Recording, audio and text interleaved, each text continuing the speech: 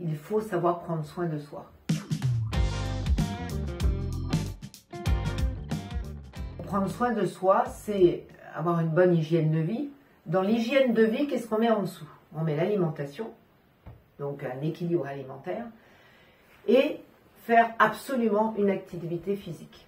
Voilà, donc du sport, ça peut être de la gymnastique, ça peut être de la danse, du yoga, du footing, des arts martiaux, de la marche à pied, n'importe quoi, mais bougez votre corps. Aujourd'hui, on voit quand même énormément chez les jeunes des gens qui sont gros. On accepte plus les rondeurs chez les gens, ce qui est plutôt bien, je ne dis pas le contraire, mais à condition que ça n'entrave pas à sa santé. Alors le fait d'avoir quelques kilos superflus en soi, c'est pas grave, et on peut séduire bien sûr avec ça, mais c'est important de ne pas exagérer et de toujours bouger son corps. Une alimentation équilibrée, une activité physique, nourrir son intellect, lire de temps en temps, se documenter, pouvoir échanger, s'intéresser un peu à l'actualité. La partie évidemment la plus importante, c'est d'avoir de l'amour, être capable de donner de l'amour dans un environnement cocon, de câlins, de caresses.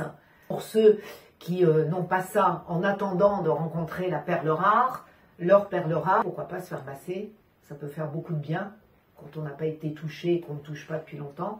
Voilà, ça fait partie de l'hygiène de vie. Donc finalement, à la naissance, on nous a donné un corps. On est en bonne santé. Eh bien, il faut respecter cela. Donc on va respecter notre intellect, on va respecter notre corps, on va se respecter. Quand on dit « respecte-toi », mais c'est ça aussi, c'est tout ça. Donc bref, rester en forme, savoir se détendre, rigoler, se mettre dans des situations où on va s'amuser, se faire plaisir, j'aurais dû le dire en premier, très important, parce que quand on sait se faire plaisir, qu'on sait accepter la légèreté, parce qu'on a l'impression qu'on est dans une société où tout doit être carré, rectangulaire, triangulaire, on ne se fait pas plaisir virtuellement, on se fait plaisir physiquement dans la vie de tous les jours. Réfléchissons là-dessus. Je pense qu'on est responsable de soi, et qu'on est responsable quelque part de pas d'où l'on vient, mais de ce que l'on est. On est pleinement responsable, parce que c'est la liberté d'être soi. Et la liberté, évidemment, tout ça c'est des grands mots philosophiques, c'est un prix qui se paye très cher. Mais croyez-moi, c'est ça le bien-être.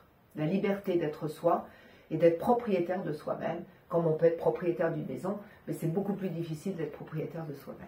Mesdames, Mesdemoiselles, Messieurs, si tous ces sujets vous intéressent et vous interpellent, n'hésitez pas de mettre un petit pouce ou un petit j'aime et à nous suivre, bien entendu, sur nos réseaux sociaux.